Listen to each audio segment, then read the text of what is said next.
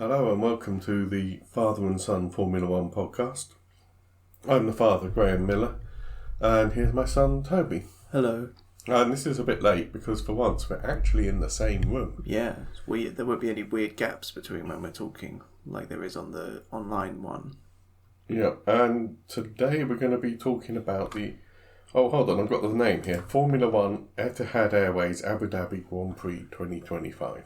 Yeah, that's pretty normal. Yeah. I'm actually just reminding myself of what happened in Prix Practice 1. Yeah, obviously, lots of stuff happened in this race. And also, we should mention that we're going to do... This is going to be about the Abu Dhabi Grand Prix. Yeah. And then, at some point, probably around the new year or something, Yeah. we're going to do a what happened in 2025 retrospective combined with a what to look forward to. In 2026, yeah. Episode, like a transitional one. Yeah, just like a recap of the whole kind of season and... Yeah, just because... I mean, obviously, we will mention the World Championship because this was the title decider. And the first time since 2010, we went into the final race with more than two people able to win. Yeah. So that's quite cool. Free Practice 1, I was actually thinking this is a bit of a misstep from the top teams, I think, because they ran 9 rookies. So that's all but one team, I think. Yeah. Who was the... Mercedes was the only team who... No, I'm seeing Kick Sauber have got both of their drivers as well. I know all the... Okay, so Mercedes and Sauber ran their normal roster of drivers and everybody else had at least one. Oh, the Aston Martin ran both rookies, that's why it's... Yeah, that's why it's a bit off balance. All the maths make sense now. But I think... For me, the real eyebrow raiser was the fact that Piastri wasn't out in his car on FP1. That is actually, we want to talk about, like, McLaren favouring Norris. It is a bit of a head-scratcher. And the fact is, isn't Abu Dhabi a sunset race? Yes. So the temperature and the track feel were changing depending on FP1 or FP2 or FP3. I think FP1's not very representative, though, to be fair. FP2 is more representative because it's actually in the evening. Yeah. FP1's like the middle of the day, so it's not the end of the world. I mean, it's another hour of track time. It's another chance to get the tyres on the surface. I wonder if they do an F2 race, actually, in Saudi Arabia, in Abu Dhabi. And that's why they're all, like, around their calendar. Yeah, we had... the current season. There we go. We had lots of hilarity on the race engineers' radios because we had Arthur Leclerc joining Charles Leclerc at Ferrari, for example. They have done that before.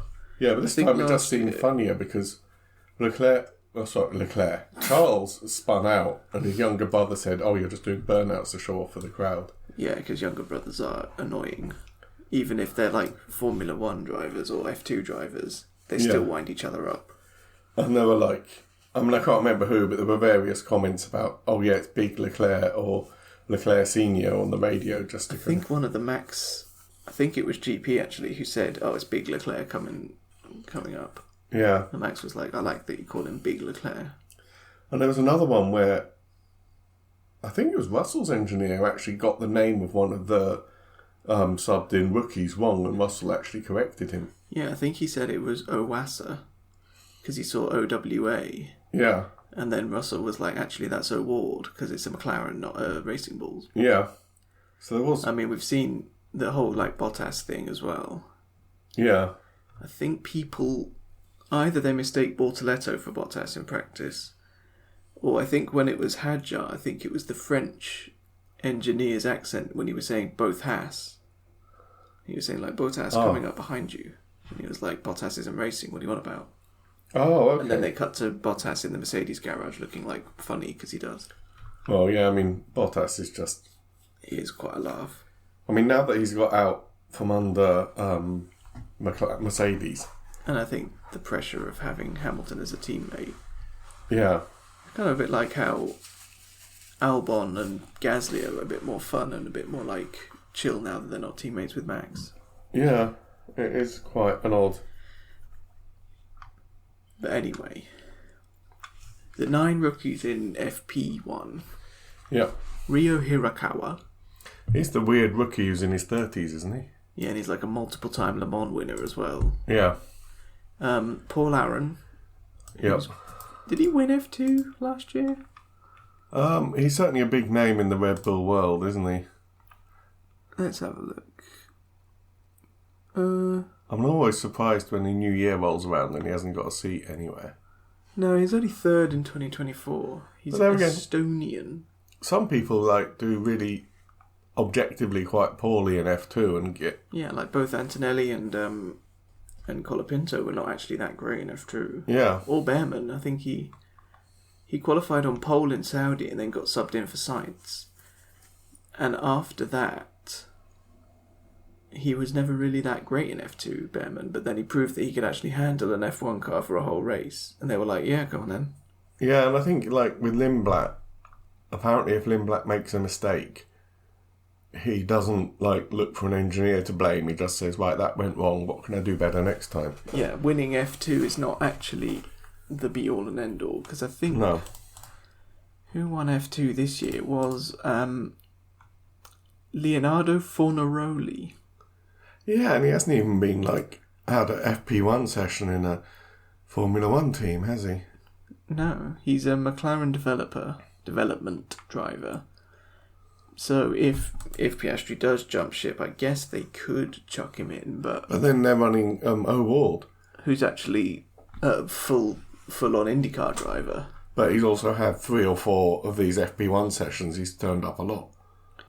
Anyway, go back to the go back to the list of who we have. Yeah, so then there's O'Ward in Patricio O'Ward. Yeah. Then there's Lindblad. Then there's Arthur Leclerc, which is interesting because Ferrari, in terms of the next step for their should Hamilton retire or whatever. Or rather, when Hamilton retires, nobody's going to race forever. I think Fernando Alonso will. Well, yeah. I've seen memes which is Lily Verstappen lining up on her first F1 grid to look over and see Fernando Alonso. Yes. 65 years old Yeah. He's a former member of the Ferrari Driver Academy. Yeah. Oh, he's the development driver, so I guess he's graduated. He's just interesting. But I think what am I looking at? Ferrari Driver Academy. Currently, they've got this Dino Beganovic, who's quite good in F2. Isn't he one of their reserve drivers? I think so. But, I mean, it's always been... I think if Leclerc got COVID, in the first race, they'd probably bring Beganovic or Arthur. Or they'd bring Behrman up. I was going to say, Behrman is always the one who's talked about. And, I mean, Behrman's actually really impressed in the Haas. In his first ever season. He subbed in 24 when Sainz had his appendix out and scored points. Yeah. I mean, he's the one who's talked about. So they might get someone like Beganovic into the Haas then to replace him. Kind of like when Russell went up to the Mercedes. Yeah. And they bought Jack Aitken, I think, up to the Williams. Yeah. And I mean, I actually think it's more likely that Leclerc will leave Ferrari than Hamilton. What if both of them go at once? What if Hamilton says, well, the 26 regs were a mess, I'm out, and then Leclerc goes, yeah, same. Yeah. What, Beganovic and Behrman? Very young, kind of. Or Arthur Leclerc. I mean, there's a lot of options. There must always be a Leclerc in Ferrari. Who else do we have in FP1? Iwasa for the Racing Bulls. Yeah. He's getting up to that, RB Racing Bulls Vortex. He'll be next in line, I think, to get in there. Luke Browning in the Williams. Yeah.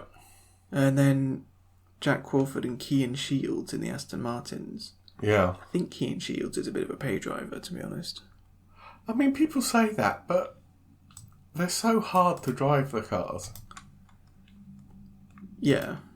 And I mean, to some extent, I looked at, especially now, are we going to do spoilers for the championship? I think it's been all over the news. Yeah. Especially with what happened to Norris. You could argue Norris is a pay driver to an extent. I think there's a difference between being a pay driver and just having a good start in life. Because people like Mazepin was a pay driver. Yeah. Because his dad literally sponsored the team to get him in. Yeah. Stroll is a pay driver. But then again, he's also had really good results. Yeah, I'm not saying pay drivers are always bad. It's more just like how they got there. Whereas someone like Hamilton or Ocon, who actually were quite underprivileged when they were young, Yeah. they're there on pure talent. But the thing is, Cian Shields has had 31 races in F2 and he's not actually scored any points. Okay, that is quite... I mean, I think what I'm saying is I think pay driver is a kind of opinion-y kind of a thing. I don't think it's definite. It can be, yeah. Because, like, a lot of people had a lot of privilege. I mean, Stroll actually set, like, youngest podium records and stuff. Yeah, Stroll is, like, randomly kind of good. Trouble is he's not consistent, that's his real No, he's, like, incredibly inconsistent. He'll be, like... in that Vegas qualifying, he was actually one of the fastest on the Inters. Randomly. Yeah. But then he'll have another race where he's just sort of nowhere compared to Alonso. He never raced this year where he span out, got the car going again, and then beached it in the gravel. Yeah. And it's just like... Which is kind of almost unforgivable. I think it's almost like, when Tsunoda suddenly kind of got good and started being quite fast because of the pressure of losing his seat. But if you're Stroll, there is no pressure because you've always got a seat because of Dad. Yeah. So you kind of just get a bit complacent, maybe. And what happened in free practice 2? You get the results up and I'll skim through the report. Lando Norris fast. Max Verstappen fast, that's unusual. 3/10 off Max, though. I think, again, it's free practice, so they're all running different... Yeah. Sauber's looked good, actually, all weekend. Yeah. And then, Leclerc and Hamilton in 8th and 14th, which is about what you expect. Piastri in 11th. That's a little bit unusual, but like I said, he missed a session, so you kind of got to account I think for that does put him on the back foot all weekend, to be honest. Yeah. Yeah, pretty So standard. FP2 was in the evening, so FP2 was more representative of the qualifying and the race conditions. Yeah, definitely. And what happened? Was there some... Did anything happen? Did Hamilton crash? I think he... Yeah, he did 29 laps. And what did everybody else do? About 30 odd. I think he crashed in FP3 because he had to put his car back together for qualifying. Let me have a look at FP3 results. Yeah, he only got 8 laps in FP3. And he was still faster than the Alpines. Somebody nearly wiped out Norris. Were they complaining about, disrupting each other? Did Tsunoda get in Norris's way at some point? Yeah, and wasn't there that weird unsafe release where somebody crashed into Norris? I don't think I was watching these at the time. I mean, it was such a bad unsafe release that their front wheel went into Tsunoda's side pod and actually broke the edge of the floor. Oh, yeah. Now, when was that? I'm skimming through now. Oh, God, I've messed it up. That might have been FP3 as well, actually. Yeah, I think FP3 was just pure chaos. Last practice session of the year. I think, to be honest, Kimi Antonelli was released straight into Tsunoda's path in the pit lane. Yeah. I think at the end of the year, everybody gets a bit sort of tired and worn out of doing it, especially with so many races. Yeah, I mean, this was the 24th race of the year. Apparently the FIA minimum is 8 races to be a championship. That's because of the first ones, isn't it? Yeah. But that's 3 times as many now. It's quite ridiculous. Yeah, I mean, in terms of what happened in the race... Oh, that's my 2026 spreadsheet all set up. I need to change it, but look, it's empty. Stop talking about 2026. We've got a different podcast for that. Yes, all right, sorry. Yeah, it's weird that they're doing 3 times the minimum number of races, and you're right, I think people are... Oh, that's what I was going to say, that it looked like from the free practices that either the Mercedes or the Ferraris were going to spoil the party. Yeah. Because basically, I mean, I'm sure you know this if you're listening, but going into the race, Max or Oscar could have been world champion, but to do so, they needed Norris pushed down to, I think, fourth in Max's case and about sixth in Oscar's case. Yeah. If basically, sort of, I interpreted all of the many graphics that were made by everybody to be like, look at all the possibilities. Permutations. Yeah. Was, if Norris is on the podium, he is the world champion. Yeah, definitely. And then if he's not, then we look at the Sky Sports graphics and we look at the points and go, oh, where's Oscar, where's Max? But what that really means is if Oscar or Max wins, they can't be world champion unless somebody like Russell or Antonelli, most likely, or Leclerc, spoil the party and push Norris further down. And I think it was kind of funny. Or even Tsunoda to an extent. But... yeah, Tsunoda could have done. But I think it was funny because Toto Wolff said Mercedes are going to stay out of the drama. We're not going to get involved. We're not going to make any problems. But from the way Leclerc was driving, I think he thought the opposite. I thought he was just like, I'm going to get in the way and be a problem because they're all going to be careful and conservative, but I don't care. I mean, people always say that, and I always think about the strategy. There is no strategy in Formula One. You know, if Russell's got a fast car and a chance at a podium, he's not going to be driving around thinking, I won't get second in this race because I want to stay out of the drama. No, I think what he means is he's not going to be defending as aggressively against, say, Max or Lando or Oscar. Because if he crashes them out, I mean, look at what happened to Antonelli just over, like, getting overtaken. Mm. If Russell punts Piastri into the wall or Norris, it's going to be just, like, such a nightmare. Yeah, but it's like all these kind of strategy things they say before the race. Every one of those 20 people, they get in their car on Sunday afternoon. And they drive as fast as the visor goes down and they want to get the best result possible. They're not going to think... I think you're right, actually, yeah. They're not going to think, oh, tactically, if I try and overtake Norris here and push him down to fourth, I might make Max... I think some of them think that, to be fair. I think the highest level ones do, like Max. People like Sainz and Max who think... Yeah. But there again... I think people like Leclerc and Russell, in this race, they're just... Yeah, you're right. They all want to... They discuss it before the race. And then the visor comes down and it probably gets forgotten and they're like, well, let's go. Yeah. Everybody turns up with the same ambition. They want to get as high up as possible, score as many points as possible. Yeah. The thing with Antonelli in Qatar was he actually lost the chance to beat Lewis Hamilton.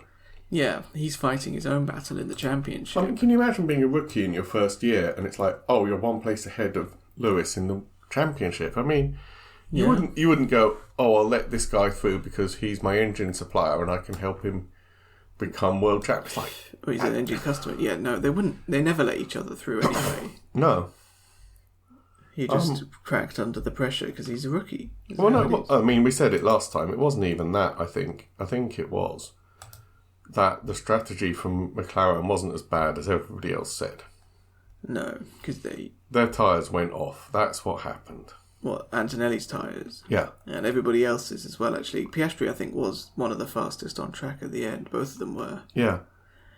Thing is, I know we're going back over Qatar again, but that so many times this year it seems like they were prioritising tyre offset when actually track position is more important because dirty air is so potent.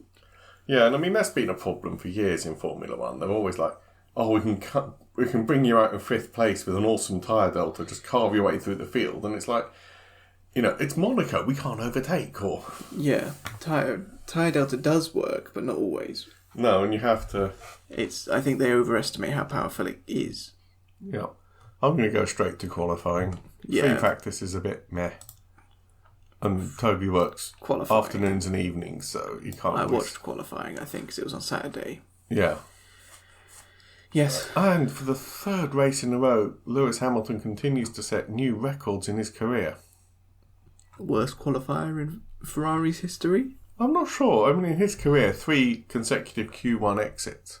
Yeah. Although you have to say, I was actually encouraged because he was like a few thousandths off. Let's see. And he dropped out in P16, so it wasn't... Stroll is a 3.16. It wasn't a complete shambles. Tsunoda was a 3.86, a 23.386, and Hamilton did a 3.94. Yeah, it was 8 thousandths. That's actually just kind of unlucky at a certain point. Right, we'll come back to this in more detail in our review of the year. Yeah. But I have noticed that certainly in the last 20 odd years, there's been one driver that has utterly dominated a reg change.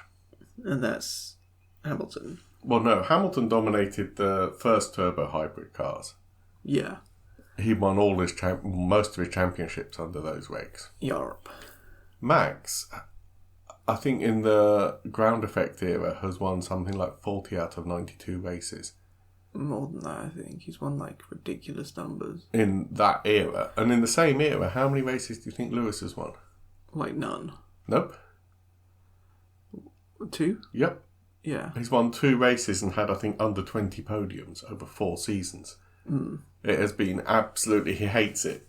He hates the ground effect, yeah. And, like, similarly, you had, like, you know, off-throttle blown diffusers and... But every year it seems to have had one driver who's just gone, this is my era. So, like, Schumacher built the Ferrari. Yeah. And he liked that. And then they sort of... I think they changed the regs in 4 and 5 to try and hinder Ferrari, or certainly 2005. And then that was that little period where there wasn't domination, it was everybody's game. Yeah. And then off-throttle blown rear diffusers were Vettel's favourite type of car. And then turbo hybrids with the split turbo was Hamilton's favourite car. Yeah, and now it's Max. So who's going to love movable aero? Well, quite, but... Like Bortoletto and, you know, Hulkenberg are going to just dominate suddenly because Audi figured out how to move their aero more.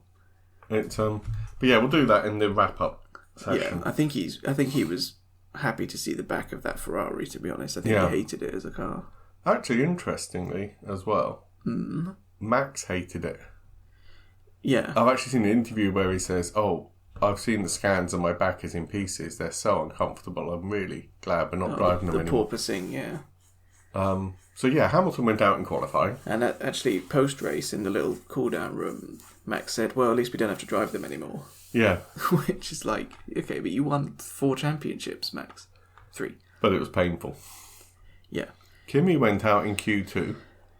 Yeah. Not great. Sainz, Lawson... Does that mean Behrman. Tsunoda made it through to Q3? Yes. It says DNF. I don't know why. I think he just sacrificed for Max. I think he had a time deleted for track limits. Oh, probably. And then he didn't actually go out and set a new time because I think he was giving Max a tow. But they don't care. They don't care if Tsunoda gets disqualified from qualifying. No. As long as Max is on pole, which he was. Yeah.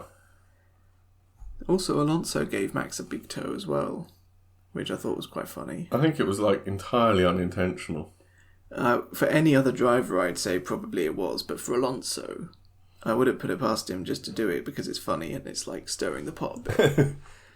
Yeah. And I think he has actually, since he's been racing for about as long as I've been alive, I think he's got the presence of mind still. Yeah. Anyway. Yeah. Q2 is pretty standard. That's the problem. Leclerc can throw that Ferrari up into 5th. And Hamilton got it into 16th. And people have said, and we've said it before about these ground effect cars, once they're in traffic, they're kind of doomed.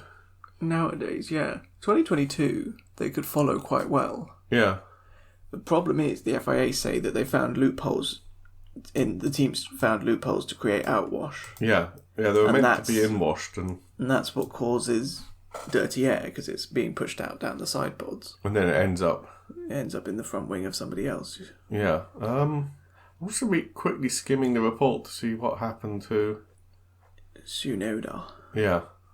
Yeah, Albon actually dropped out in Q3 as well, which is unusual.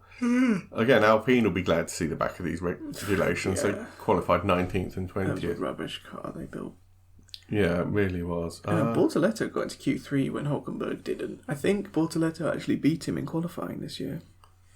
Yeah, again, when we do the review, we can look at all the battles, the qualifying battles and the race battles in the teams and stuff. A good note to end on from Bortoletto. Yeah. Although I think it was Hulkenberg who actually scored points in the end. Yeah, it doesn't say quite what. I'm sure he lost one track time due to limits. And then the next one was just establishing for max lap. Yeah, I think that's almost exactly what happened. And then we had the title deciding race. Yeah, so it was Max, and then Norris and Piastri in the top 3, which was like, okay, that's actually quite fun. Yeah. Russell and Leclerc. Alonso in 6th is pretty good, Yeah. considering Stroll was 15th. I mean, there were a lot of high-up spots for not the top 4 teams. Well, because both Antonelli and Hamilton were out. Tsunoda was in 10th, so that's why we've got this little cluster of... Alonso, Bortoletto, Ocon and Hadjar. And again, that team battle is actually pretty huge. Yeah. Because in the final race, it's going to set the positions and the prize money. So then the race. Yeah. It was actually quite boring. It was a bit of a pit-stoppy strategy, tyre-y. But it was exciting just because of seeing where people were.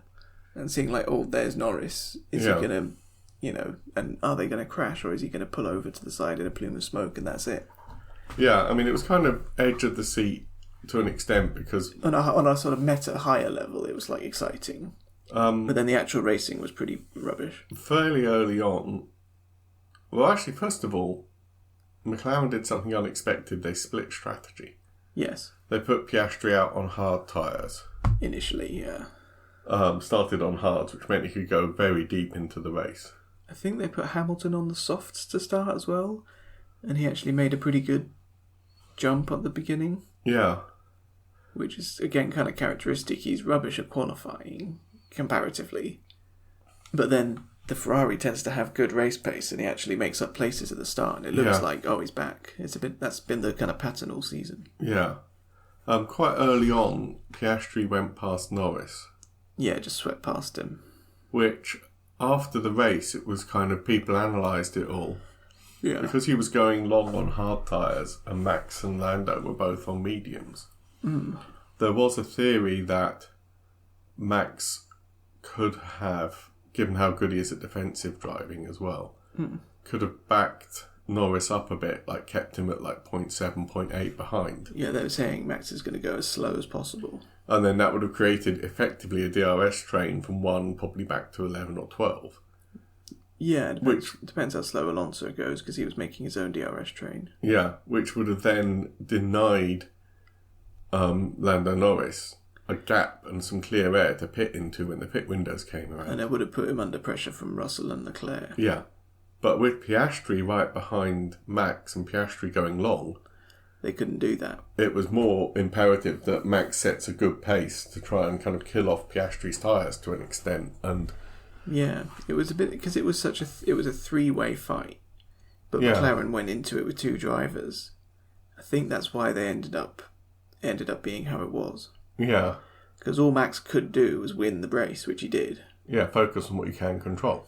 But then, we were saying like, oh, what if Antonelli had not let Lando past? Yeah. And then, it's like, final lap, Piastri is 4 seconds ahead of Norris, so they swap. Yeah.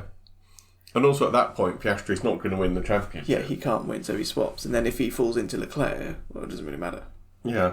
I mean, that was kind of the jeopardy, because with Norris in third, that was what he needed to be world champion, especially with Max leading. I think if he was 4th, Max would have been champion, because there was only 2 points between them, and there's actually a 3-point gap. Yeah. Yeah. So therefore, Norris is actually in a vulnerable position all race, because, if there's one slow pit stop and Leclerc gets past him, or if he spins, or goes wide, or if he gets like a 5-second penalty for overtaking Tsunoda off track. Or if anything happens, like he pits and then the next time out there's a safety car and everybody around him pits under safety car. Yeah. I mean, there's any kind of number of scenarios where being in third actually makes him vulnerable. Yeah. Whereas if you'd been first or second, it would have been a breeze, but they held on to it. Yeah. Yeah. It was a very weird race. The thing that really shocked me was that, I'm going to get the pit stop summary up, I think. I can have a look. That Max and Lando pitted quite early on. Lap 16 for Lando Norris. Yeah. 23 for Max. And then filled that gap. Oscar Piastri went deep on the hard. He actually went all the way to lap 41, which was after Norris's second stop. It was they didn't quite double stack, but nearly. Norris was they left him out a lap or two longer because Norris was at risk of being undercut by Charles Leclerc, who pitted the lap before, as you can see. Yeah. Well, we can see anyway.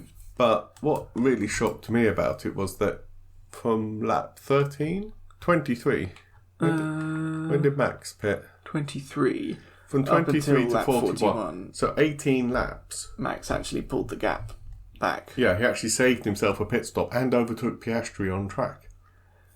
Well, Piastri was nursing hards at that point. Yeah. And they're not fast even when they're fresh. But, I mean, you always see... he was on fresh mediums. You always see the strategy in theory, but to actually see the car in front pit, end up 20 seconds behind Oscar, and I think he had a bit of a gap on Oscar, so I think he was like 15 seconds behind. But still, it was quite ridiculous pace from Max, but that's why he won. Yeah. And also, Oscar said, "What can I do to win this race?" At a certain point, but I can't help but think they put Oscar there basically just to block Max from slowing down. Yeah. And to preserve their options for Norris. So I don't think they ever intended Piastri to win the race. No. Which is why they pitted him just after he slowed Max down, because that's all he could have done. Yeah, and there was the big drama that after Norris had pitted and was coming back through the field, as you say, he didn't have track position, but he had tyre delta.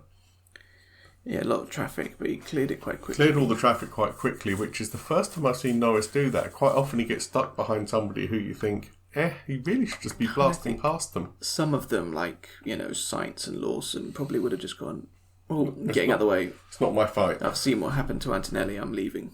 Well, I'm pulling over. I think it's more that it's not their fight. They're not fighting Norris for position. Yeah. But then he came up behind Tsunoda, and we, I think, disagree on this, but they said to Tsunoda over the pit radio, "You know what you have to do." And in my mind, you know what you have to do means we've told you to break the rules privately when nobody's listening, but now over the radio we can just remind you. I don't think it guarantees that's... I don't think it has to mean that. No, I think... It probably did because it's Red Bull, but I don't think... I think in that particular instance it was, because, I mean... Even from, the sitting on your sofa, Tsunoda was weaving massively all over the track. Yeah, which is just, he can't weave. And That's actually just against the rules. Once Norris had committed to going left on the straight, he's just smushed right over to the left. And Norris was completely off the track and probably in quite a dangerous position because straights are fast. They're fast and off the track is all dirty and full of, bits of dust and crap. I think it was lots... But he did get past him, and then there was that, again, edge of the seat moment as to who would get a penalty, because... They just said, Turn 5 incident under investigation. But I think they first of all said Tsunoda, or whatever his car number is. I think they said 22 under investigation for forcing another driver.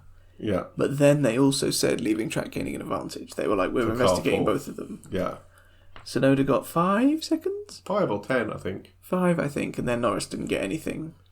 I think they understood it was force majeure. He was forced off.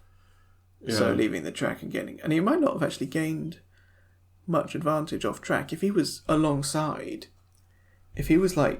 alongside when he was pushed, then he had the advantage already. Maybe that's what it was. I think they were looking at that. How committed was he to the move when Tsunoda... Yeah, it's not like cutting a corner. If it's on a straight and he had the momentum, even if he went off track, he didn't gain momentum. Yeah. It actually probably slowed him down.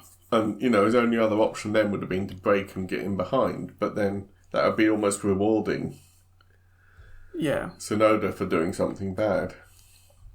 But it was a bit of a kind of nerve-wracking moment. I think it was maybe Tsunoda not trying to save his seat, but trying to just last-ditch effort to kind of help out. And they also told Tsunoda the distance back to Leclerc behind Norris, which did raise a few eyebrows on the pit wall, I think. Well, I think, again, we talked about this outside of the podcast, but it reminds me when Hamilton was trying to beat Rosberg in 2016, and he was backing him into Vettel on purpose. Yeah. And they came on the radio and said, we need to speed up or we'll lose the race. And Hamilton just said, well, I'm going to lose the championship, so I don't care. Yeah. I think they always try and, whenever it comes to the final race, I think they try and do that. And I don't think McLaren would have done it the other way round. Just try and get him into DRS to Leclerc. Yeah, I don't think it's unsporting. I think it's just it's the way that it ends up being. It's always been the case in Formula 1 that you've got two drivers on one team fighting each other, but also sometimes half-heartedly cooperating for the I think that's team why result. this was such a flat race in the end, because neither Max or Oscar could risk doing anything other than just driving normally, and trying to win. because it would either guarantee the other one would win or Norris. Yeah. And similarly, Norris didn't have to risk doing anything other than driving to third, because then if he made contact, then he could lose. Yeah. So they were all being too cautious, and that ended up with neither of the two of them winning because they couldn't. I mean, the only one risk it. with nothing to lose was Tsunoda, Yeah, who caused all the drama. and Leclerc, who was actually going unbelievably fast at a certain point. Yeah. Like, he was properly flying. Actually, set the fastest lap of the race on lap 45, which again would have been chasing Norris, but then Norris was like also setting a bit of a pace as well. Yeah, I'm actually just looking. Now there was, I cannot find it now. There's a thing on the BBC News, BBC website, that actually laid bare the whole do McLaren favour Lando Norris over Piastri. Mm-hmm. So how old's Norris now? He's 26, isn't he? I don't actually know. To be Yeah, I honest. think he is. I can Google it real quick. So when Norris Yes. was 14, Mm-hmm. he was world karting champion. Yeah. And he was like, now's the moment. I'm going to make my time and move up to car racing. Yeah. And his manager was, and still is, I believe, a guy called Berryman. But I can't remember if it's Paul Berryman or Pete. Anyway. Yeah, it doesn't say. But he wasn't too confident with moving Lando into car racing. So they approached somebody whose initial role was more of a sponsorship marketing guy, who was a kind of money man who could find sponsorship and drum up money to help Lando get the money he needed to go into cars. I think he went into Ginetta Formula when he was 14. Ginetta Jr., Yar. I guess who that person was. Zach Brown? Yep. Yeah. And it's very, very faint on the BBC website. Zach said, I don't normally do that, but he was persuaded by Lando's father. But I'm never quite sure what that is, what he was asked to do. But before Zach became CEO at McLaren Racing, he was working with... what is Lando's father's name? Adam. Adam Norris, I think so. He was working with Adam and Lando to get the funding in place to move Lando into cars. Yes. So they've actually known the family for 12 years. Mm. And then, Zach ends up as CEO of all McLaren Racing, actually, it has to be said. He's not team principal of McLaren F1, that's Andre Stella. He's actually CEO of the whole McLaren Racing, the IndyCar and everything.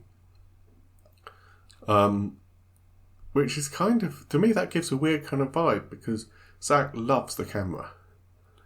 Yes. He's always there. He's big, he's brash, he's American. He's like, crying when they lose and spraying champagne when they win. Yeah. But it's not 100% clear what his role in the team is. Is he making the strategy calls? Is that just Stella? He's the CEO of McLaren Yeah. Racing. I had Zach Brown, I've lost it now. But, I think that's what gives rise to these whole kind of favouritism things. Because obviously, a 12-year relationship with Adam Norris. Adam Norris is now, I think, retired, but he was a pension fund manager who is worth a steady 8-9 figures. Yeah, retired pension fund manager worth 200 million, it said. Yeah, there we are. And he's known Zach for 12 years, and Zach's a money man. Yeah. And then Oscar's only been in the team for 3 years. And he moved over from Alpine. So you kind of... Yes. I mean, I think some of it is keyboard warrior. No, a lot of it is keyboard warriors on Facebook. Yeah. Just sitting there typing and going, oh, well, Lando just bought himself a championship. It's not quite that. No, I don't think so. Because he is actually good enough. Yeah. But... yeah, I can see why I can see why there were questions. Yeah, and I think... For definite. But actually, if you listen to interviews with Lando Norris, two things come out. One is he didn't want to be a Schumacher-style champion, or a Senna even, or a Prost-style champion where, oh, well, if I have to drive somebody off the track in order to win, I'll do it. Or Max style, winning is everything. If I cause an accident, well, as long as it gets me up in the championship, I don't care. Yes. He actually said, I wanted to do it my way. I want to be honest about my feelings. I want to be open. I want to be personable. And I want to be a nice guy and a champion. Yes. And the other thing is that uptick in performance in the last half of the season. He's actually said, I worked harder. Yeah. I tried to understand more data faster. I tried to be fitter. I tried to get more time in on the simulator. I actually looked at what I was doing wrong and I tried to fix it. Yeah. Which, actually, you can't fault the guy for that. And I know after the event it's easy for people to say, but he had an awful lot of fans in the lower formulas. And yeah, the reason why people like Zach Brown backed him so early on when he was a 14-year-old is because they saw, potential. We talked about it earlier on. There's people like Stroll, there's people like Perez, who bring a lot of money to the sport. But if they're not fast enough, and they're not consistently fast enough... Yeah, they don't get there quite. And to be honest, you don't become champion... I know it sounds counterintuitive. I don't think you become champion by winning races. I think you become champion by standing on the podium on the races where you're not quite good enough. Yeah, because ultimately, Max won 8 races. Yeah. Both Norris and Piastri won 7 each. Yeah. But Norris had 18 podiums to 15 and 16.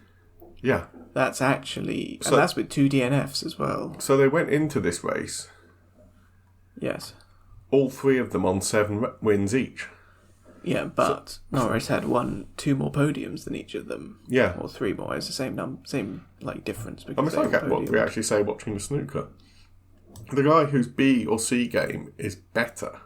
Yeah. will be the guy who wins, because you can't just turn up every 1 out of 24 weekends and go, I'm super fast. Unless it's 2023. Yeah, I was going to say, look at this. Yeah. But, yeah.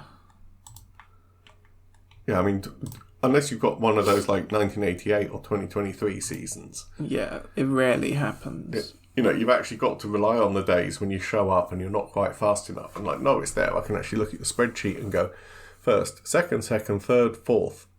Yeah, there's this big gap, 6 races between his wins. But he's always top 5. Yeah.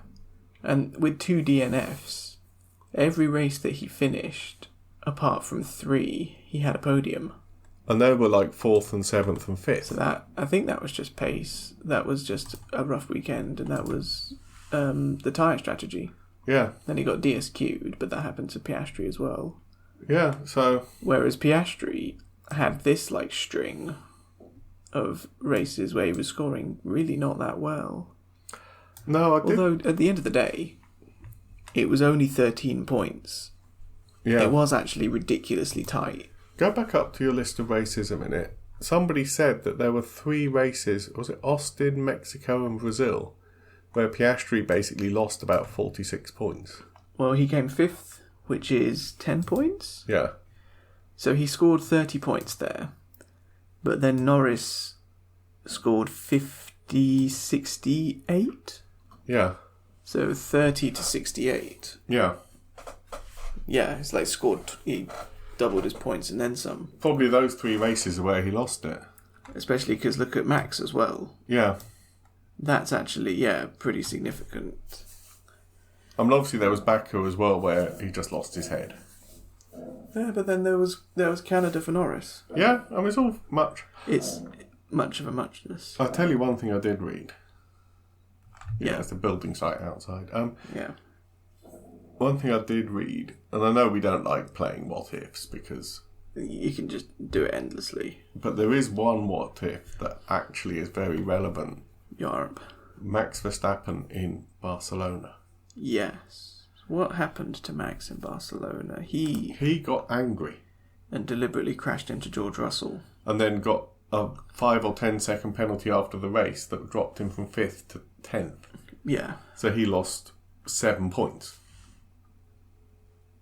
Yep. Yeah. That's actually enough. That's enough to lose in the championship, but it wasn't like that wasn't luck. It wasn't like happenstance of other drivers. It was actually something he did that lost him points. I lost him the championship. Yeah. And it wasn't like a strategy call from his team. It wasn't the stewards making an odd decision. It wasn't a mechanical failure. Like Norris had in Zandvoort. Yeah. It wasn't even really kind of a mistake in the same way that Piastri's was in Baku. No, he just... because Piastri got flustered by the anti-stall on the start, and he was last, so he was overdriving. But, I mean, it was quite odd because he was actually arguing with GP on the radio. Yeah. And GP was like, no, you had to give the place back, and he half-heartedly gave it back and then just drove into him. Dive bombed him. It was just... It was probably the most... Apart from like last year in Mexico, where he was actually worried about Norris getting points on him, and so he just like drove across him off the track, and everyone was like, what the hell are you doing? And he got 20 seconds total. I think that and Barcelona are the last two proper old school Max moves of just like... Red mist. Yeah. But again, somebody else said, post-Barcelona, and I think this is true, Max sat down and studied the rule book and went, here's the line. Yeah. Because there were like Mexico and things where he drove absolutely up to the absolute limit of what the stewards will allow. And then he tiptoed over it a bit. But no, he didn't, because he didn't really get any penalties. Oh, this Mexico, you mean? Yeah. Oh, God, that Mexico was just a mess, wasn't it? Because how did Leclerc just gain like 3 places off track and get nothing for it? And then Hamilton got a penalty for... Never mind, whatever. Anyway, we'll do that in the review. Yes. But then you're right, because there's Barcelona. Where he got 10th. He got punted by Antonelli, which really was not his fault in Austria. Yeah. A couple mediocre races, and then starting in Zandvoort, it's a string of podiums to the end, and that's where, if we look at this nice little graph what I've made... Yeah. I can't get the colours right, but the orange one is Max. Big gulf there, and then it's just... Yeah, Toby's looking at a graph of like how close they are together. You can see it on various websites as well. I made this one. Yeah, he made this one, but you can actually just see... And once Max got his head together, he just really shut the gap down and overtook Piastri, which is quite something. Yeah, but look how close they were at the end. Yeah, 2 points, world champion. It was, again, weirdly quite exciting final race. I just realised we're doing a whole championship review, aren't we? Yeah. Anyway, let's... Abu Dhabi. Yep, Abu Dhabi. So that's the race. Max Verstappen won. Yep. Oscar Piastri came second, and then Lando Norris came third. Yeah, which gave Norris the championship by 2 points. Yeah, Lando Norris won the Formula One World Championship 2025. Don't listen to anything you see on Facebook where they say, oh yeah, but morally, Max was a champion because he drove better. It's like, no. Well, morally, he crashed into Russell and lost 7 points, so no. Also, he scored less points than Lando Norris. That's how the game is played. Yeah. But it was very close. It was a very... Leclerc came in 4th. Russell came in 5th. What happened to Antonelli in that race? Did he get a penalty? No. I think he was just slow. I think he got swamped at the start. I think, actually, if you look at the gaps, there's a 20-second gap between Russell and Alonso, and then choo-choo all aboard the Alonso train. Yeah, I've got a feeling Antonelli got swamped at the start and stuck in the DRS train. Well, he qualified like 15th anyway. Yeah. I think Hamilton, he was stuck in there as well. He was trying to overtake Ocon for like 20 laps and couldn't do it. Yeah. But actually, P16 to P8 for Hamilton. I mean, yeah, that's a good... fairly positive note to end on. And it also means that if I go to the driver's standings, I know it's a minor victory. Hamilton was 6th on 156 and Antonelli was 7th on 150. So he actually staved off that particular embarrassment. And he wasn't worst of the best, if you see what I mean. Like P6. I think P6 is his worst championship finish ever. I mean, there are so many worsts about this season. No podiums, no wins. I know he was 7th last year. Yeah. God, he was 3rd in 2023. That's pretty good. But he was... Then he was 6th in 2022, and then obviously we get back to this season. Should we talk about Abu Dhabi 2021? No. Everything that can possibly have been said about that race has been, and there's just no point. But yeah, he finished ahead of Tsunoda and Antonelli, so... Yeah. It is officially, I think, his worst season ever. Oh yeah, by every metric. And then Hulken points. Yeah. Somehow, because he started 18th. I'm not entirely sure how. I think he had a weird strategy. He pitted quite early. Yeah. Off the softs onto the hards, and then I think stuck on them. And then, so this is the last race ever with DRS. Yep. I think I don't remember which race. I think Stroll was the last person to make a DRS overtake. I think Antonelli was the last person to press the DRS button. Yeah. Do you know who the first person was to push it? Oh, I can't remember now. Jensen. Oh. As in Jensen, the first person ever to push the DRS button. Yes. Many jokes have been made about that. I think Antonelli was the last one to activate DRS. Yes. And if you look at the gaps, he was less than a second behind Tsunoda. I'm just actually having a look. And then everybody else was lapped. Hulkenberg finished on the same points, but ahead of Isaac Abdal on countback. Oh yeah, the Drivers' Championship. Behrman came ahead of Lawson, who was ahead of Ocon on the same points on countback. Oh my god, Tsunoda and Stroll were on the same points. Yeah, it was absolute... It was so tight. That midfield battle. Oh my god, Doohan and Colapinto were on the same points as well. Oh. Yeah. Yeah. Alpine was a really bad... Somehow Gasly got 22 points out of that Alpine. God only knows. Which is a heroic effort, considering nobody else got any points out of that He came 6th in Britain. I think that was kind of the highlight for him. I don't think there were highlights for Alpine this year. Well, yeah, it came P6 in Britain. That's about it. So it kind of stratified out on the constructors. McLaren obviously won by a huge amount. Almost. Almost as much as... what did they called? Red Bull had in 2023. Yeah, but it was spread much more evenly between the two drivers. They had double what Ferrari had in 4th. Oof. Yeah, Ferrari being 4th with no wins is actually pretty rough. Yeah, I mean, as much as people say it's Hamilton's worst season, I think it's also Ferrari's worst season in a long time. Yeah, apparently Ferrari gave up development in April and dedicated wind tunnel time to the 2026 car. It's about when the Chinese Grand Prix happened, I think, and they got DSQ'd for the plank, and they were just like, oh, forget this. Yeah. This car sucks. So given that a few races ago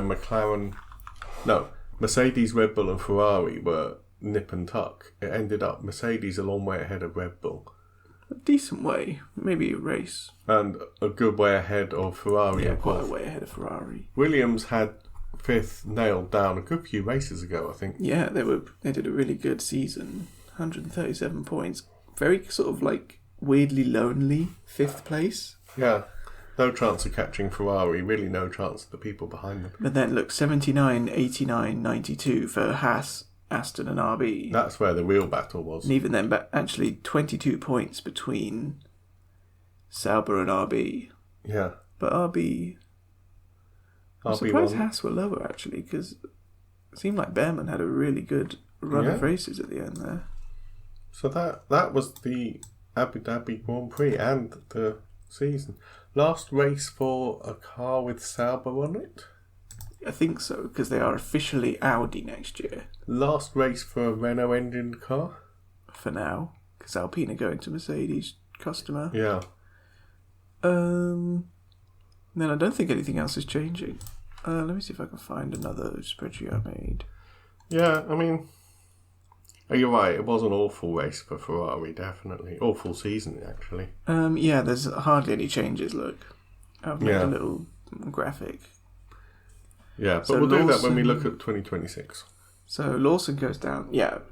We'll do 2 podcasts for this. So this hardly any changes, but it was a bit of a boring race, really, wasn't it? Yeah, like I say, it was low-key exciting. Because there was... The day-to-day action, there wasn't like, oh my god, look at Norris, wheel-to-wheel battle with Max through 5 different corners, like 2021 was. Actually, I thought when Norris pitted and came back in 6th or 7th... Yeah, there was some jeopardy there, for sure. And, I mean, I was actually, the way Norris has been, I was expecting Norris to be a bit more hesitant, because I think he has in the past had that real kind of feeling where he's got stuck behind people and he hasn't found a way through. Like in Baku, he just sort of got stalled in 7th. Which was just like, well, Piastri's DNF. Do you really need to be clawing points back at this point? And he just didn't. So I think what I was saying was right. I think he's worked on himself really hard. Yeah. Because and obviously there was the drama with Tsunoda, but he probably knew that was going to happen. Yeah, he must have done. I mean, I'm a bit surprised he didn't feint left, let Tsunoda go to the edge of the track and just cut back to the right. Well, I think he probably saw Tsunoda weaving and thought, oh God, I'm just going to commit. Yeah. But yeah. I mean, what would they have done with the championship points if Tsunoda had actually made contact and wiped them both out? I have no idea. Because it wouldn't have been fair to Max to then be world champion. But then can you do... Max didn't... They'd have to find proof of, like, them telling them. Then they probably just would investigate Red Bull. Yeah. If they told Tsunoda to crash into Norris, then it's like Crashgate. DSQ probably... But then Red Bull from the constructors. But then they never DSQ'd Alonso over Crashgate. No, but that was one race. That wasn't a championship. Probably give Max like a 3 or 5 or 10 point penalties just so he drops a place, and then Piastri presumably becomes champion. Yeah, it would have been a really because you can't. They did say going into 2021, the FIA said we will deduct points. We will deduct points if you crash. Yeah. Depending on who did it on purpose. Because it's happened before with like Damon Hill and Schumacher and Senna and Prost, hasn't it? Senna and Prost did it twice, I think, one each way. Yeah, but that would be different because you can't really penalise Max Verstappen over Yuki Tsunoda's actions. I think they would. But we've never ever seen a driver penalised because of what his teammate did. I mean, that would be... That would have been a nightmare for the stewards and the FIA. Would have been worse than 2021, probably. Yeah. Or similar anyway. 2021 was ridiculous. I'm just having a quick look. I think we're about to kind of... I think we're pretty much... Well, it wasn't a very interesting race. Oh, Ben Sulayem has been re-elected. Great. Good for him. I'm sure that must have been a tough election. Well, he was unopposed. Because of... Is it Fabiana Eccleston? Yeah. But...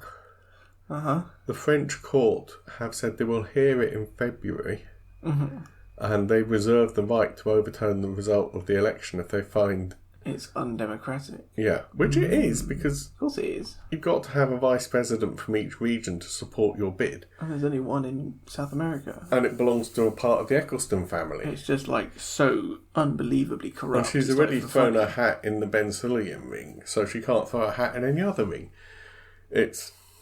They might restructure it. Yeah, or they might force the FIA to have at least 3 vice presidents in every region so there can be an election. Yeah, and make Carlos Sainz Sr. the president. But yeah. There's also a new Concord agreement being signed. Yeah, I think that's to help with Cadillac coming in.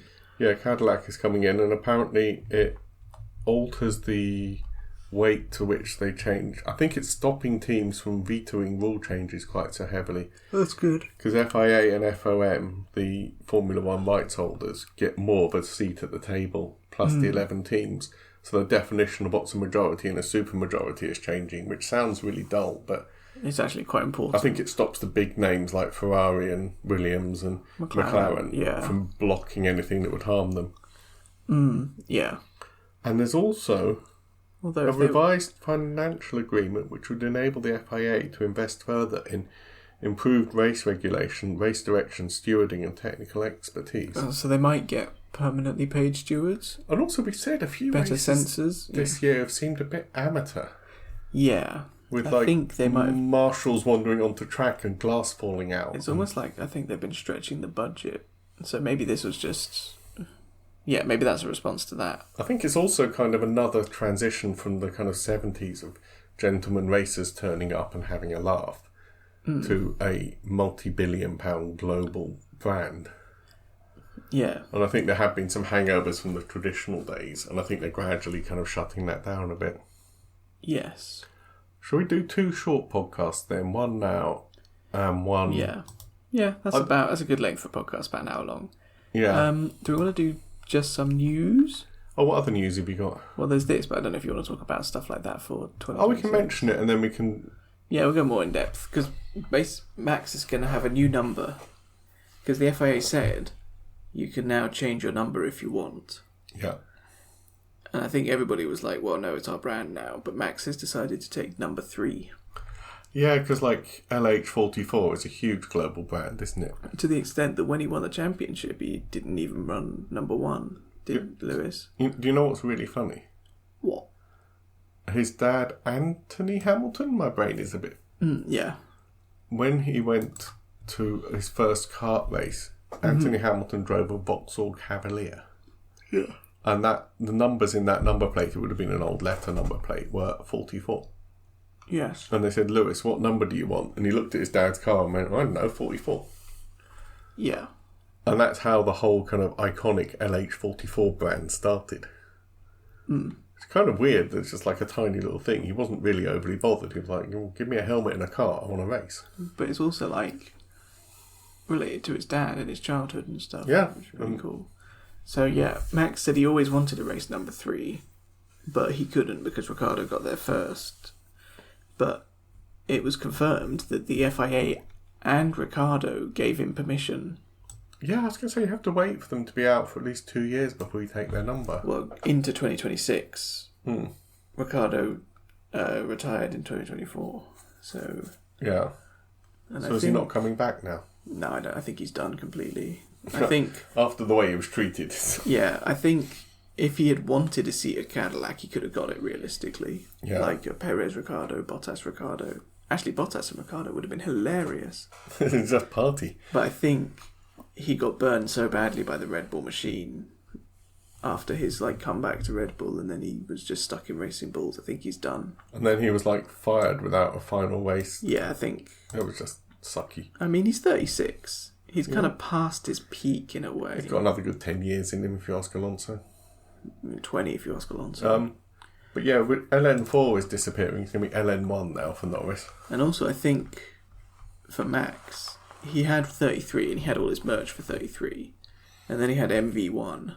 Yeah. And now he's got another merch drop he can do.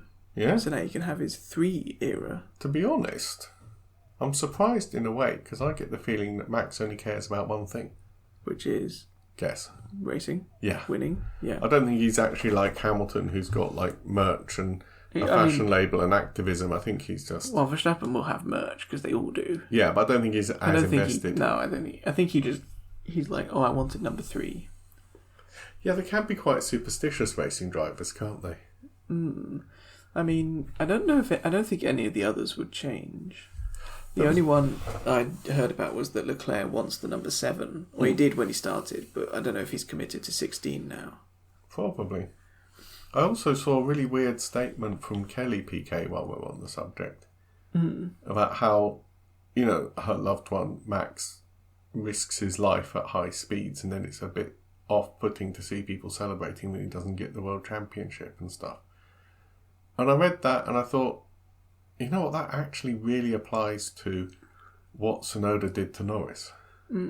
More than anything else. That was the riskiest thing that happened. And you actually, I mean, yes, it's interesting. We sit here in a nice centrally heated house and go, oh, that was interesting. But you actually consider it.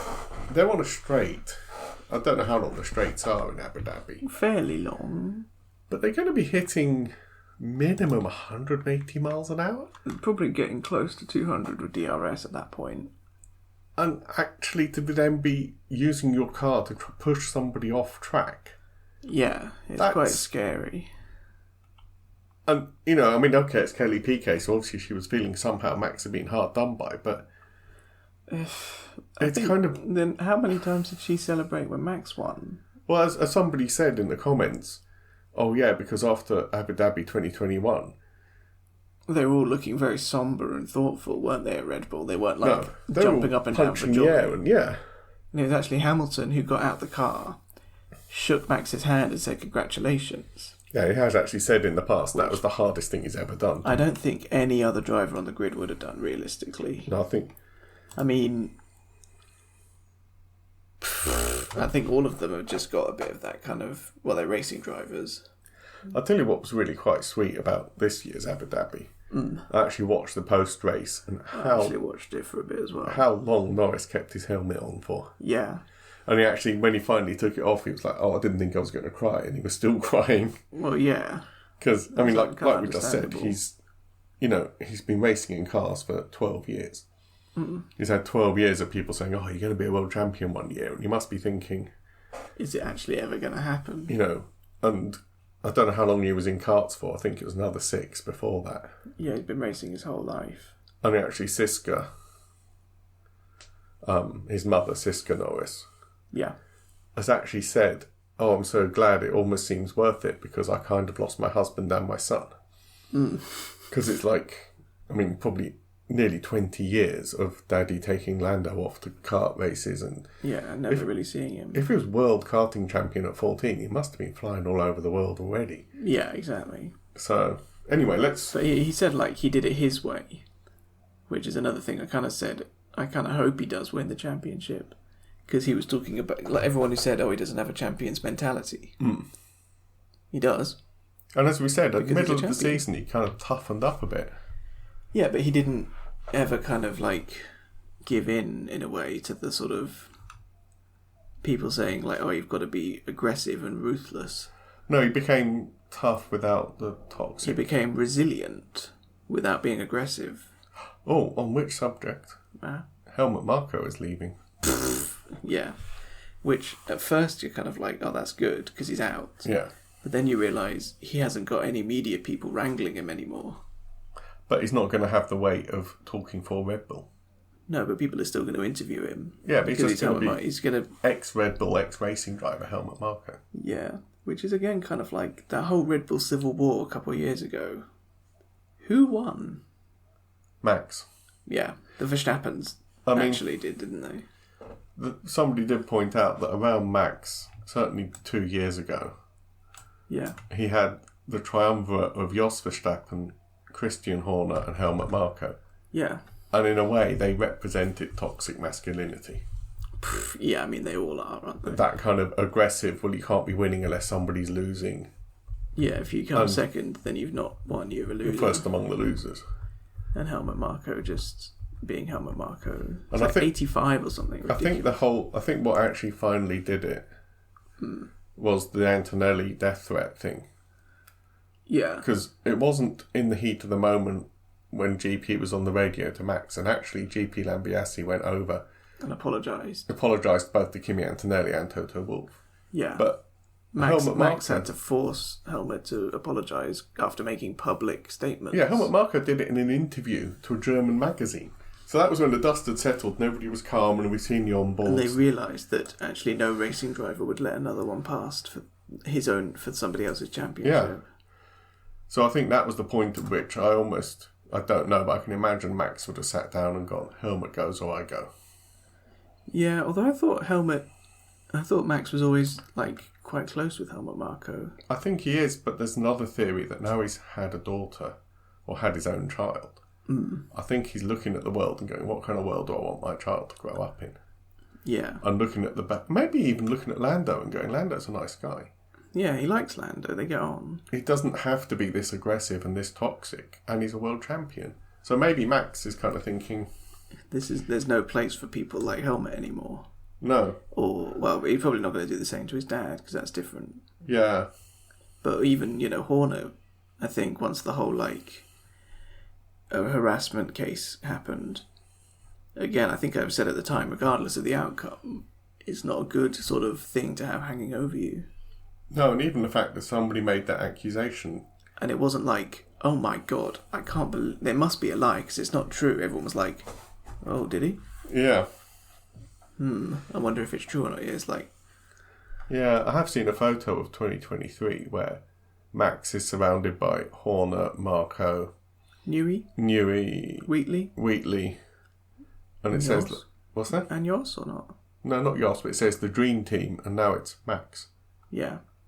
Anyway, we'll do all this in the year roundup, and we'll look ahead to what it means for Red Bull in 2026. Yeah. But anyway, that was the race. Yeah, and you're right. Norris did it his own way. He didn't compromise who he was. No, he just... He drove the best of all of them. most consistently. Yeah, he made the few. Like, he didn't drive into people like Max, and he didn't make mistakes as much like Piastri, or just lose that kind of. I think Piastri, just the pressure got to him, and he just sort of lost pace. But anyway. So thank you for listening. Yeah. For listening all year, really. We'll be back sometime after Christmas. Mm-hmm. We'll give you a podcast where we review the whole year more than we have done here. Yeah, go like race by race, team by team. Probably, actually, I think I'd like to go driver by driver and team by team and see how they've done this year. Because there were some races where like nothing happened. Yeah, I think looking at each and the teams. And like certain highlight races, I guess. Yeah. And then looking at the new regs. Yeah. Predictions. Looking at how Cadillac are going to do. Yeah. How many race wins is Hamilton going to get? 15 or more? Yeah, the very few driver changes, all that kind of stuff. Anyway, I've been Graham Miller. Yep. Writing thriller books as Graham H. Miller. Toby is official Tibby with his YouTube channel. Mm-hmm. And we'll talk to you next year. Yeah, bye. Bye.